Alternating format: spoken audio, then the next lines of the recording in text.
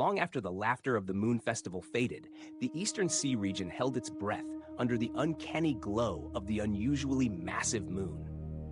Recap.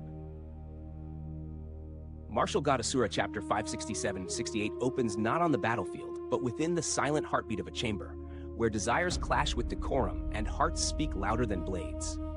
Chu Feng, burdened with the weight of the Son of Magma and the expectations of the cultivation world, finds his resolve tested in a way no enemy could match. Outside, legends of love and sacrifice echo in the silver light, whispering of a man who turned grief into celestial illumination. But inside, another kind of fire stirs, warm and perilous. What will unfold tonight as the lines between duty and yearning blur? The night hung like a black velvet curtain over the Eastern Sea region, pierced only by the brilliance of a moon so round, so luminous, it seemed almost alive. Its light spilled across the land like liquid silver, catching the edges of rooftops, the leaves of trees, and the faces of those gathered in quiet awe. Among them, a pair of young cultivators stood, their eyes reflecting the glow of the celestial orb. Sume blinked, her gaze wide with curiosity and wonder. "Moon Festival? What festival is that?" she asked, her voice carrying the soft innocence of someone untouched by the weight of the martial world. Yuhei, her elder, smiled faintly, the corners of his lips curling in a knowing way. "Have you noticed," he began gently, "how tonight the moon seems fuller, brighter, and more perfect than any other night?" "Yes, it's so beautiful. I've never seen a moon like this." Sume's lips pursed as she nodded, almost entranced by its brilliance. Yue's gaze lifted toward the heavens, his voice dipping into a storytelling cadence. "The moon, my little friend, does not always shine with such perfection. Once a year, it graces the world with this rare radiance. Many explanations exist, but in our Eastern Sea, the one that endures is a legend, a tale of love, sacrifice, and cultivation." "Legend? Tell me, Senior Yuhei." Sume leaned forward, eager for the story. "In times long past," Yuhei began, "the world knew only the sun. Night was a void of darkness so deep that even one's own fingers could not be seen when stretched before the eyes. Stars did not yet scatter across the sky, and the night held only fear and emptiness. Within this darkness," he continued, "lived two cultivators, bound not merely by affection but by fate itself. From childhood, they shared every secret, every joy, and every sorrow. Their bond was unbreakable. The young man possessed extraordinary talent, a prodigy among cultivators. His strength soared like a tempest through the realms of cultivation, leaving awe in his wake. The young woman, by contrast, was of ordinary aptitude, and as years passed, the distance between their powers grew.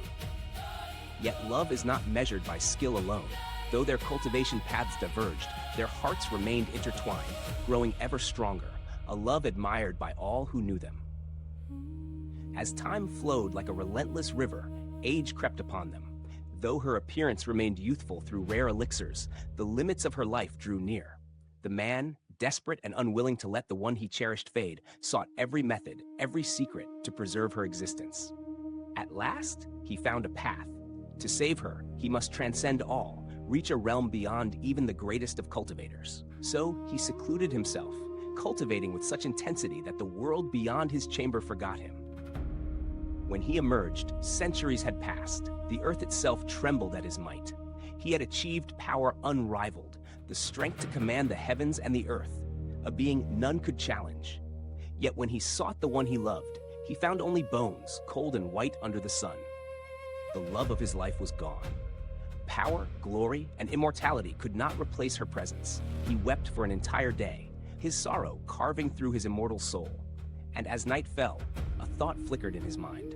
Words she had spoken long ago. She hated the darkness, for it hid the face she loved to see. She had said, Yuhei whispered, that if night could shine like the sun, she would always see him.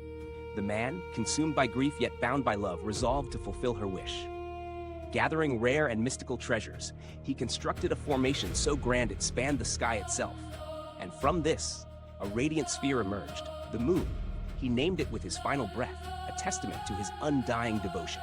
From that day forth, the moon illuminated the night, and its birth is commemorated as the Moon Festival, a day to cherish those who dwell close to one's heart. Yuha's voice softened, the story's magic lingering in the air. Though only a legend, its meaning endures. To treasure love, to honor devotion, to remember those who matter most. At that, laughter erupted from the male cultivators nearby. Jiang Wushang's voice rang with mockery. Nonsense. A human creating the moon? Impossible. Zhang Qianyi, raising his cup, joined in derision. Cherish loved ones? Drink. Drink to reality, not fairy tales. Yet among the women, the legend sparked something deeper. Su Ru and Su Mei cast glances toward Chu Feng, whose figure was framed by the moonlight as he drank with the others. Unseen thoughts lingered in their eyes, whispers of unspoken affection. Later, the banquet concluded, and Chu Feng hurried back to his room. The Son of Magma awaited his attention, a key to his rising power and responsibility. But as he prepared to cultivate, a soft knock sounded upon his door. Spirit power told him who it was before he even saw her. Little Mei, have you missed me already? He teased, opening the door to find Su Mei standing there. Her usual gentle demeanor was replaced by bold resolve. Yes, I missed you, she said, and before Chu Feng could react, she leapt into his embrace, closing the door behind them. She pressed him further into the room, pushing him onto the bed. The air crackled with tension. Chu Feng, usually the composed cultivator, found himself momentarily lost. Tonight, Su Mei whispered, her voice a warm caress, I want to sleep with you. Chu Feng's throat tightened. Her eyes, hazy and deep, shone beneath long lashes, and the blush across her cheeks was enchanting. Every movement, every gesture, stirred an intensity that left him breathless. The world outside, the moon above, all faded into the background as the room became a realm of its own. A place of closeness, warmth, and the stirring of hearts that dared to step beyond boundaries. Beneath the pale silver glow of the round moon, the night held its breath, as if it too were a silent witness to the stirrings of mortal desire. Chu Feng inhaled sharply, feeling a chill sweep through him, not from the night air, but from the astonishing sight before his eyes. Hidden within the depths of his heart, he whispered silently, marveling at her growth. Little Mei, she has truly matured. Once she was remarkable, but now she stands on par with her elder sister. He was a man of flesh and blood, and in such an intimate moment, the natural stirrings of his body betrayed him. A fierce, unbidden pulse surged, rising with the might of a pillar reaching for the heavens. A flush of embarrassment gripped him. After all, Su Mei pressed close, and she would surely sense his response. Yet, to his astonishment, Su Mei seemed changed. She did not shy away. She did not flinch. Instead, there was a subtle, fiery glimmer on her face, a blush painted like a soft sunrise. Her lips parted, inviting him with a boldness that made his heart skip. Little Mei, what are you doing? He asked, though the words were barely more than a breath. Instinctively, he drew back, recalling the promise he had made to Su Ru, a vow to remain restrained until the day of their marriage. The temptation before him threatened to shatter that pledge. I like you. Truly, truly like you, Su Mei whispered, her voice trembling with raw sincerity. I wish to give you everything, only to you. With that, she rose, lifting her pink skirt and revealing the perfection of her form. Chu Feng's breath caught in his throat, his eyes widened, disbelief and awe mingling with the pulse of desire that coursed through his veins. Before him was the image of flawless skin, delicate and luminous. Every curve seemed sculpted by the heavens themselves. Her gaze, blurred by the haze of wine, was irresistible, drawing him like a moth to a sacred flame. I love you, completely. I will give you all I have, all I am. Just don't leave me. I am yours, and yours alone, she said, leaping into his embrace once more. The moment their bodies met, Chu Feng felt the warmth and softness of her skin beneath his palm. A sensation so real, so fiery, that it ignited every corner of his being.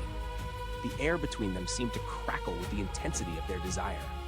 Unable to resist, Chu Feng spun her against him, lips seeking, hands wandering with unrestrained abandon. Su Mei's soft, uncertain moans only fanned the flames, sending his heart into a wild tempest. He tore away his own garments, reckless and desperate, craving to be one with her beneath the moonlight. Chu Feng, what are you doing? A voice, sharp and piercing, shattered the charged air. Both Chu Feng and Su Mei froze, their hearts pounding as they turned toward the source. There, standing just 10 meters away, was Su Ru. Her eyes blazed with a mixture of shock and fury, and her presence alone seemed to command the room. The two scrambled, hastily covering themselves, while Su Ru's gaze cut like a blade. Chu Feng, do you forget your promise to me? How could you betray that? Her tone was cold, unforgiving, yet beneath it lay a current of care. Elder sister, it's not Chu Feng's fault, Su Mei tried to explain, but Suro's hand gestured her away. Little Mei, go back to your room. This is a matter between Chu Feng and me. With a reluctant glance, Su Mei's lips pressed together in frustration, but she obeyed, retreating with a flushed face. Chu Feng opened his mouth to speak, but Suro silenced him with a knowing look. I understand why little Mei sought you out. She loves you, deeply. She wished to give herself wholly to you before you depart. But, Chu Feng, you must understand, some things are better reserved for the right time. She stepped closer, her presence intoxicating. Then, in a movement that stole his breath, she loosened her skirt, revealing her own mature and radiant form. Without hesitation, she leapt into his embrace. Little Ro, what are you doing? Chu Feng stammered, caught between confusion and desire. Chu Feng, little Mei loves you. Yes, but I love you too. She may offer everything, yet I can offer the same. For now, let me take her place. Her words were soft, yet each one rang with resolute devotion. Her hands traced the heat of his body, igniting him further. Even a man as disciplined as Chu Feng could not withstand the onslaught of temptation. Yet this time, he acted with cunning, laying a spirit formation to seal the house, ensuring that nothing would disturb them. Under the luminous gaze of the round moon, their forms entwined. Flesh and spirit intertwined in an embrace both tender and wild, creating a tableau of passion that seemed woven by the fates themselves. The room shimmered with the essence of love and desire, a night where mortal hearts and martial spirits alike were set ablaze.